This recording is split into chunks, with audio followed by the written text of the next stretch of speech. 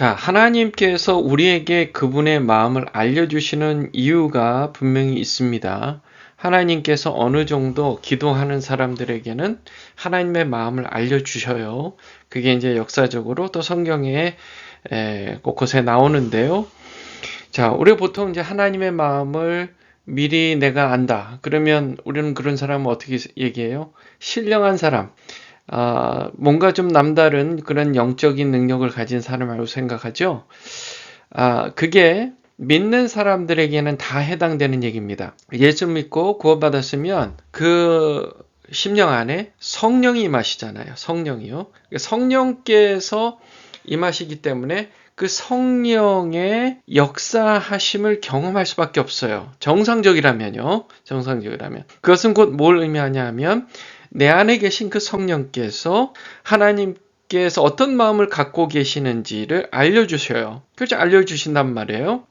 특별히 우리 구약의 선지자들 보면 특별히 앞으로 해야 할 일들 그리고 어떤 계획을 하시는지를 하나님께서 알려주시는 경우들이 종종 나타납니다. 그런 특별한 경우가 아니더라도 보통 일상에서 우리가 아침에 일찍 일어나서 기도하면서 하나님 제가 하루를 어떻게 살면 좋을까요? 하나님 제가 이런 일을 해야 되는데 하나님 제가 어떻게 하면 좋을까요?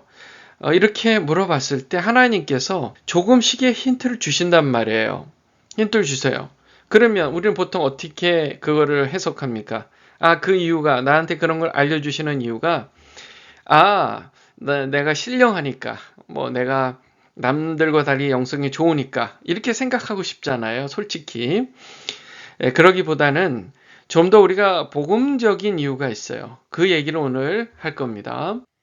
하나님께서요, 에스겔 선지자에게 앞으로 일어날 일에 대해서 하나님의 마음이 어떤지에 대해서 아주 구체적으로 알려주시는 장면이 오늘 이제 본문 말씀 그 에스겔서 4장에 나오는데요. 그 내용을 이해하기 위해서 좀 배경을 좀 알고 갈 필요가 있습니다. 그 남유다, 그러니까 솔로몬 이후에 나누어져서 이스라엘이라는 나라가 나눠졌잖아요. 그래서 북이스라엘 그리고 남유다로 나눠졌단 말이에요. 그래서 이미 지금 이때쯤 에스겔 때쯤 돼서는 이미 북이스라엘은 다 망해서 나라가 없어진 상태. 지금 남유다만 남은 상태인데 그것도 지금 이 에스겔서를 기록할 때는 이미 두 차례 바벨론에 의해서 침공을 당한 상태. 이 남유다라는 나라가 침공을 당했어요. 그러고 나서 5년 만에 하나님께서 에스겔 선지자를 찾아주셔서 그에게 하나님의 마음을 아주 구체적으로 형상화하여 비전으로 보여주셨단 말이에요. 자, 1차 침공은 그 일이 일어나기 한참 전이에요. 기원전 605년입니다. 605년. 여호야김 왕 재위 3년이 됐을 때 또는 4년이라고 우리가 얘기하기도 하는데요. 바벨론의 느부갓네살 왕 여러분 잘 아시죠?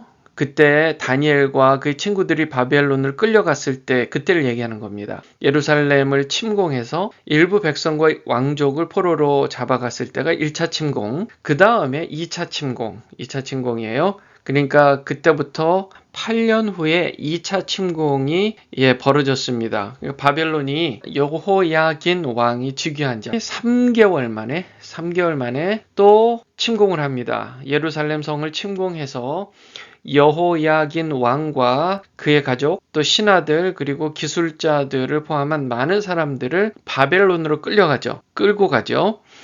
이때 바로 이제 에스겔 선지자도 포로로 잡혀간 때입니다. 그로부터 5년 후에 에스겔서가 기록되었다 보면 좋겠습니다. 더 정확하게 얘기하면 그 5년 후에 하나님께서 에스겔을 찾아주시고 환상을 보여주신 그때입니다.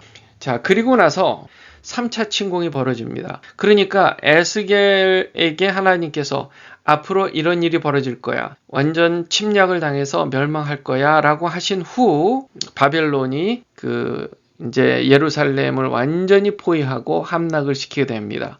성전과 왕궁을 파괴하고 남은 백성들을 바벨론으로 끌고 가죠. 바벨론에 의해 완전히 정복이 되는 그때입니다. 바로 이때가 남유다는 멸망을 하고 그때로부터 70년 동안 포로 생활을 하게 되는 일이 벌어지는 것입니다. 오늘 우리가 이제 특별히 주목해야 될 부분이 에스겔서 4장 1절에서 3절 말씀에 나타나는 장면이에요. 그게 뭐냐면요. 하나님께서요. 그러니까 지금으로 치면 에스겔에게 너 그 도화지를 갖고 와봐. 또 내가 얘기하는 걸 잘 그려봐 하면서 뭘 알려주시냐면요.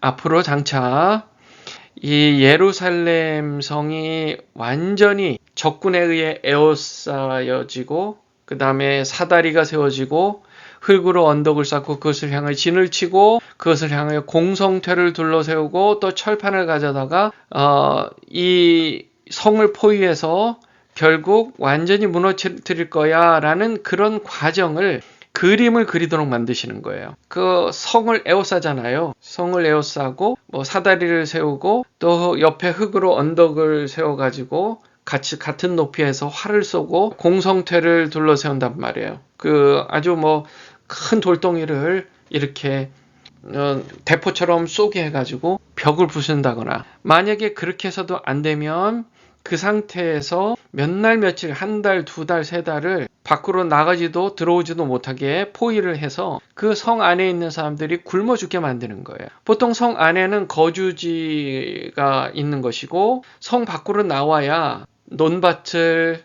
잘 경작해서 음식, 먹을거리들을 수확을 하잖아요. 그리고 물도 길러 올 수 있고 여러 가지 야채들 그런 짐승들도 데리고 나서 풀도 먹이고 그렇게 해야 되는데 적군이 와서 그 성을 다 둘러싸 놓고 나서 한 달, 두 달, 뭐 그 이상을 못 들어오지도 나가지도 못하게 만들면 점점 먹을 게 없어지고 결국은 가축을 다 먹고 또 너무 배가 고프니까 말고기까지 다 먹고 그래도 배고프면 사람들 어떻게 돼요? 완전히 미쳐버리죠. 그러면 인류까지도 사람까지도 잡아먹는 그 얘기인데 굉장히 자세하게 하나님께서 지금 이렇게 얘기하시는 거예요. 너 인자 토판을 가져다가 그것을 내 앞에 놓고 한 성읍 곧 예루살렘을 그 위에 그리고 그 성읍을 에워싸되 그것을 향하여 사다리를 세우고 그것을 향하여 흙으로 언덕을 쌓고 그것을 향하여 진을 치고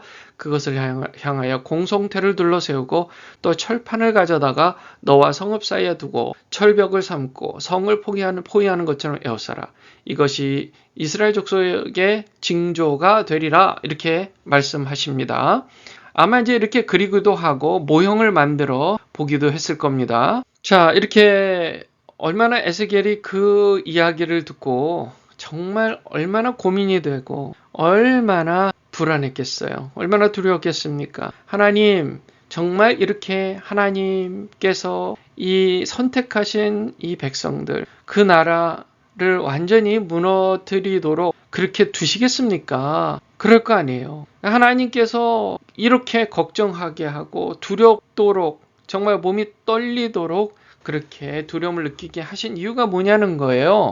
거기에는 이유가 있어요. 그러니까 모든 것의 주관자 하나님께서 모든 일에 정말 다 하나부터 열까지 다 하나님이 하시는 일이라는 것을 깨닫게 하시는 겁니다. 생각해 보세요. 우리 힘들고 어려운 일이 벌어지고 그러면 하나님은 과연 계시나? 하나님이 날 사랑하신다는데 왜 그러지? 그럴 수 있잖아요. 근데 하나님께서 만약에 그런 메시지를 주신다고 생각해 보세요.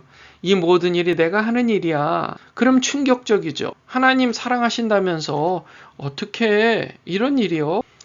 그것을 소화하는데 시간이 걸릴 거예요. 그러나 적어도 시간이 조금씩 지나며 고민하며 기도하며 결국은 깨닫지요. 하나님이 하신다면 하시는 거고 그리고 이 모든 일이 내가 보기에는 어떻게 그럴 수가 있지 하는 일도 다 하나님께서 하시는 일이구나. 나의 하나님, 그 하나님이 내 인생의 주관자가 되시고 모든 일이 하나님이 하시는 일이구나 라는 것을 조금씩 조금씩 받아들이게 되는 거예요. 그게 어떤 변화냐 하면 인생의 기준이 나에게 있었다고 생각하는 거예요. 그러다가 점점 인생의 기준은 하나님께 있구나라는 것을 받아들이기 시작하는 거예요. 즉 하나님의 주권을 인정하게 되는 겁니다. 점점 더 인정하게 되는 거예요. 그러니까 힘들고 어려운 일을 겪으면서 그 상황에서도 하나님께서 모든 일이 하나님께서 하시는 일이고 합력하여 선을 이루신다는 그 말씀을 믿으려고 노력을 해야 된다는 거예요. 그래야 힘들고 어려운 일을 통해서 하나님의 주인 되심, 주권이 그렇지, 그게 중요하지, 내가 원하는 대로 내 뜻대로 내 생각대로 되면 그거는 말이 안 되는 거지라는 것을 받아들이게 되는 거예요. 두 번째로 에스겔에게 힘의 부여를 해주시는 겁니다. 자, 하나님께서 에스겔에게 이것을 굉장히 자세하게 얘기해 주시잖아요. 그것은 곧 나는 너를 나의 동역자로 생각해. 내가 해야 할 일을 너를 통해 하기를 원해. 하시는 거예요. 얼마나 영광스럽고 감사한 일입니까? 그렇죠. 만약에 대통령이 연락이 와서 나라 일에 이런 게 있는데 당신이 좀 이거를 해줬으면 좋겠어 라고 한다면 굉장히 영광스럽고 좋은 일이잖아요. 이전에 아브라함에게도 하나님께서 그렇게 하셨는데요. 그러니까 하나님께서 아브라함의 집에 방문하셔서 같이 식사를 나누고 그리고 나서 이제 떠나실 때에 아브라함이 여쭤보잖아요. 어디로 가십니까? 그래서 하나님께서 지금 소돔이라는 그곳이 엄청나게 죄악이 만연해서 내가 심판을 하러 간다. 그랬더니 아브라함이 하나님 용서해 주시면 안 됩니까? 의인이 50명, 45명, 40명, 30명, 20명, 10명 있으면 용서해 주실 수 있겠습니까? 라고 했을 때 용서해 줄게까지 라고까지 아브라함에게 얘기를 하신단 말이에요. 일부러 듣고 지금 앞으로 벌어질 일에 대해서 같은 마음을 품게 하신 거예요. 그러니까 나중에 소돔이 멸망했다는 소식을 아브라함이 들었을 때 다른 사람하고 다르죠. 그 얘기를 들었던 아브라함은 결국 그렇게 됐구나. 하나님의 마음을 좀 더 깊이 이해하잖아요. 그게 바로 힘의 부여입니다. 힘의 부여예요. 세 번째로 그를 통해 이스라엘 백성들에게 회개의 기회를 주시기 위한 겁니다. 이 에스겔에게요. 그 사람들이 패역하다. 나에게 저항하며 살고 있다. 너가 가서 내 얘기를 전해라. 그렇게 하면 멸망한다고. 그러나 잘 듣지를 않을 거다. 듣든지 듣지 않든지 전해라. 하나님께서 그렇게 계속 에스겔에게 이야기를 해오고 계신 상황이에요. 그러니까 지금 이렇게 구체적으로 얘기하신 이유는 너가 이제 알았으니까 그냥 그대로 가면 완전히 멸망할 것을 알지? 그러니까 그들에게 전해 라고 사명을 주신 겁니다. 그 소명을 주신 거예요.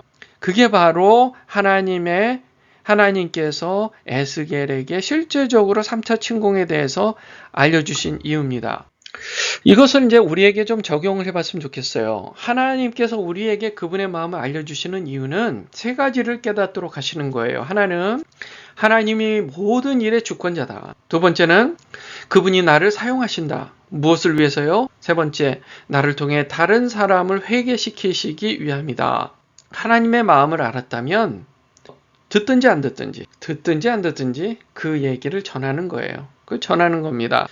그러려면 우리는 먼저 하나님을 사랑하는 마음이 정말 뜨거워야 돼요. 에스겔은 하나님을 정말 사랑했습니다.